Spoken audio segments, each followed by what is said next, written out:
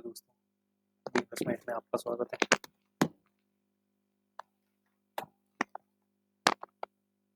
अब हम पढ़ेंगे आज की खबरें, नेशनल न्यूज़। इसमें कुछ गलती वगैरह भी है, स्पेलिंग वगैरह मिस्टेक में।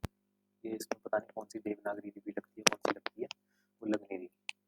तो जो जैसे चंद्रमा होता है वो नहीं आ रहा, उसमें आधा नहीं आ रहा, आधी चीज़ें नहीं आती। प्रधानमंत्री नरेंद्र मोदी कल उत्तर प्रदेश में पुनर्विकसित अयोध्या रेलवे स्टेशन का उद्घाटन करेंगे। ठीक, ये अयोध्या रेलवे स्टेशन है, वो बहुत बढ़िया बना हुआ है। तो कल उसका उद्घाटन करेंगे। प्रधानमंत्री नरेंद्र मोदी कल उत्तर प्रदेश में पुनर्विकसित अयोध्या रेलवे स्टेशन का उद्घाटन करेंगे। हाल ही में इसका नाम बदलकर अयोध्या धाम जंक्शन रेलवे स्टेशन किया गया था।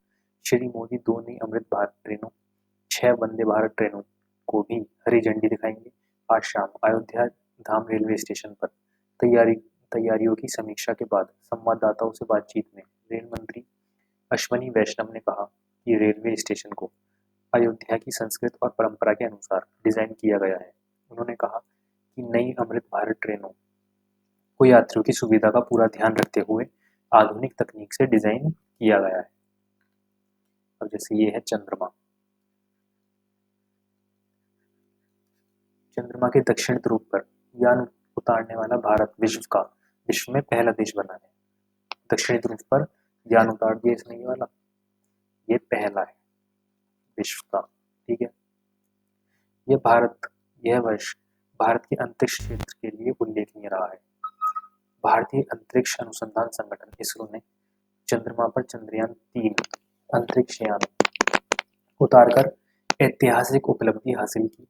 अंतरिक्ष विभाग ने आज एक विज्ञप्ति यानी कि सूचना नोटिस में कहा कि चंद्रमा के दक्षिण ध्रुव पर यान उतारने वाला भारत विश्व में पहला देश बन गया है।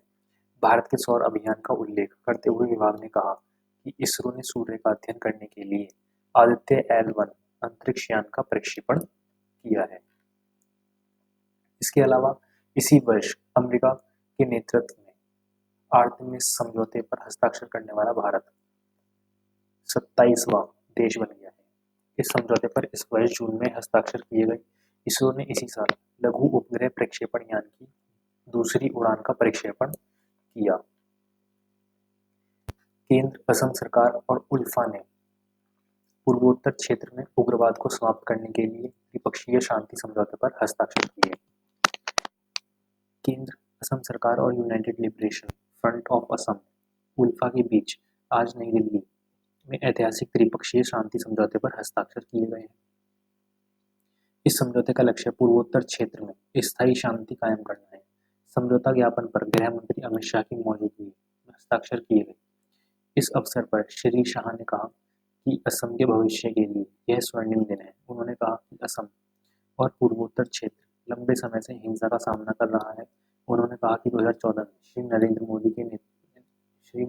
मोदी प्रधानमंत्री बनने के बाद दिल्ली और पूर्वोत्तर के बीच अंतराल कम करने के प्रयास से किए गए।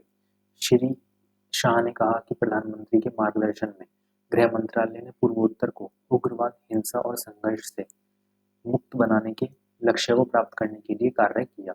गृहमंत्री ने कहा कि पिछले 5 वर्षों में शांति और सीमाओं के बारे में 9 समझौतों पर हस्ताक्षर किए गए, जिनसे पूर्वोत्तर क्षेत्र में शांति कायम करने में मदद मिली।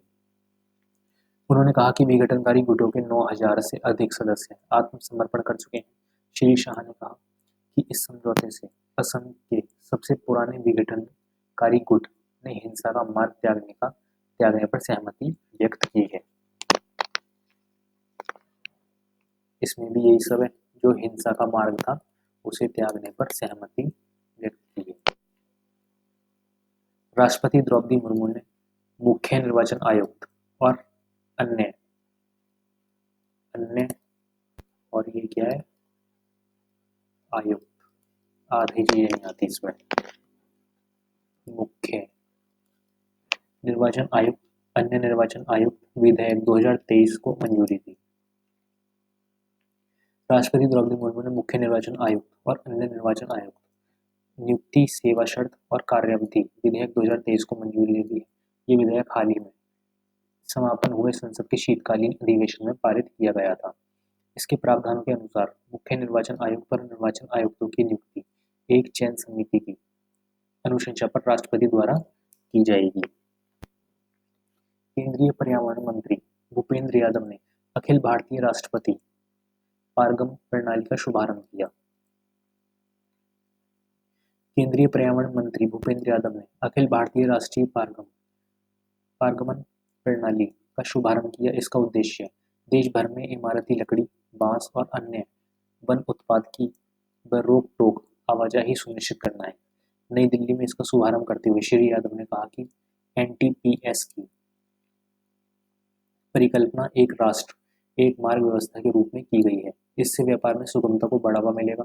श्री यादव ने कहा कि एनटीपीएस अधिक पारदर्शिता की दिशा में देश की यात्रा को मजबूत बनाएगी, जो भारत के विकास के लिए प्रधानमंत्री नरेंद्र मोदी की गारंटी है।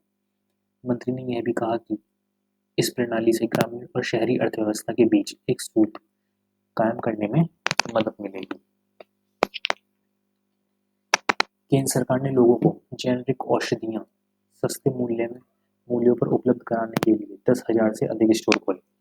सरकार ने लोगों को जेनेरिक औषधियां सस्ते मूल्यों पर उपलब्ध कराने के लिए 10,000 से अधिक स्टोर खोले हैं। रसायन और उर्वरक मंत्रालय ने एक बयान में कहा कि सरकार ने चिकित्सा उपकरण का विनिर्माण देश में करने और दवा उद्योग को सुदृढ़ बनाने पर भी बल दिया है। प्रधानमंत्री भारतीय जन औषधि परियोजना पीएमबीजेपी मंत्रालय का एक प्रमुख कार्यक्रम है, जिसमें अच्छी गुणवत्ता की जेनेरिक औषधियां विशेष बिक्री केंद्रों के माध्यम से सस्ते मूल्य पर उपलब्ध कराई जाती हैं। भारत दुनिया में इस्पात का दूसरा सबसे बड़ा उत्पादक बनकर उभरा है। सरकार ने कहा है कि इस्पात क्षेत्र में जबरदस्त वृद्धि दर्ज करते हुए भारत दुनिया में इस्पात का दूसरा सबसे बड़ा उत्पादक बनकर उभरा है। इस्पात मंत्रालय ने कहा कि इस वर्ष देश में इस्पात का उत्पादन लगभग 90 मिलियन टन और घरेलू इस्पात खपत 87 मिलियन टन रही, जो पिछले वर्ष की इस अवधि की तुलना में 14% अधिक है। इस्पात क्षेत्र निर्माण, बुनियादी ढांचे, ऑटोमोबाइल, रक्षा जैसे महत्वपूर्ण क्षेत्रों में महत्वपूर्ण भूमिका निभाता है। राज्यसभा सभापति जगदीप धनखड़ ने अरविंद केजरीवाल का अनुरोध आधिकारिक तौर पर अस्वीकार किया। राज्यसभा के सभापति जगदीप धनखड़ ने आम आदमी पार्टी के संयोजक अरविंद केजरीवाल का वह अनुरोध आधिकारिक तौर पर अस्वीकार कर दिया है, जिसमें उन्होंने राघव चड्ढा को राज्यसभा में पार्टी का अंतरिम नेता नियुक्त किए जाने का अनुरोध किया था। इस बारे में श्री अरविंद केजरीवाल के पत्र के जवाब में राज्यसभा के उपसभापति ने लिखित उत्तर दिया कि उनका अनुरोध प्रयोज्य कानूनी प्रावधानों के अनुरूप नहीं है, अतः इसे स्वीकार नहीं किया जा सकता। राज्यसभा में आपके वर्तमान नेता संजय सिंह के न्यायिक हिरासत में होने और इसी कारण से संसद की बैठक में हिस्सा न ले पाने को देखते हुए अनुरोध किया गया था। सूत्रों के अनुसार संजय सिंह राज्यसभा में आम आदमी पार्टी के नेता बने हुए हैं। भारतीय नौसेना ने आज एडमिरलों की स्कंद पट्टिकाओं के नए डिजाइन का अनावरण कर दिया है। अब नई पट्टी कैसी होगी? ऐसी ये भारतीय नौसेना ने आज एडमिरलों की स्कंद पट्टी यानी कि कंधे की पट्टी के नए डिजाइन का अनावरण किया है। भारतीय नौसेना ने बताया कि नई स्कंद पट्टिका इस महीने की शुरुआत में सिंधुदुर्ग में नौसेना दिवस के अवसर पर प्रधानमंत्री नरेंद्र मोदी द्वारा की गई घोषणा के अनुरूप है। भारतीय नौसेना का कहना है कि स्कंद पट्टिका के नए डिजाइन में अष्टकोण नौसेना के ध्वज के से लिया गया है। ये छत्रपति शिवाजी महाराज की राजमुद्रा से प्रेरित है और समृद्ध समुद्री विरासत का वास्तविक प्रतिबिंब है। भारतीय नौसेना ने नए डिजाइन की स्वीकृति को गुलामी की मानसिकता से मुक्ति पर गर्व का प्रतीक बताया। यह प्रधानमंत्री मोदी के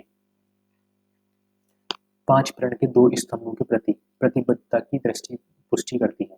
नए डिजाइन में गोल्डन नेवी बटन गुलामी की मानसिकता से मुक्ति का संकल्प दोहराता है। अष्टकोण 8 प्रमुख दिशाओं का प्रतिनिधित्व करता है।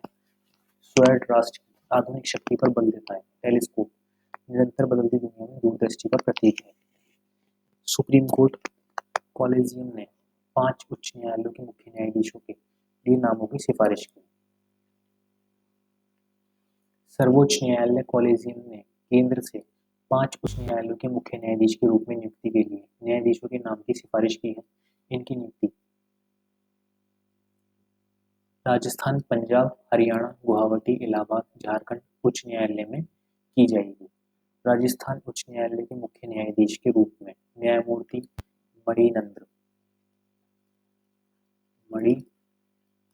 मणिनंद्र मोहन श्रीवास्तव, पंजाब और हरियाणा उच्च न्यायालय के लिए न्यायमूर्ति शील नागू, गुवाहाटी उच्च न्यायालय के लिए विजय विश्नोई, इलाहाबाद उच्च न्यायालय के लिए अरुण भासाली, झारखंड उच्च न्यायालय के लिए मुख्य न्यायाधीश के रूप में डॉक्टर बी.आर. सारंगी के नाम की सिफारिश की गई है।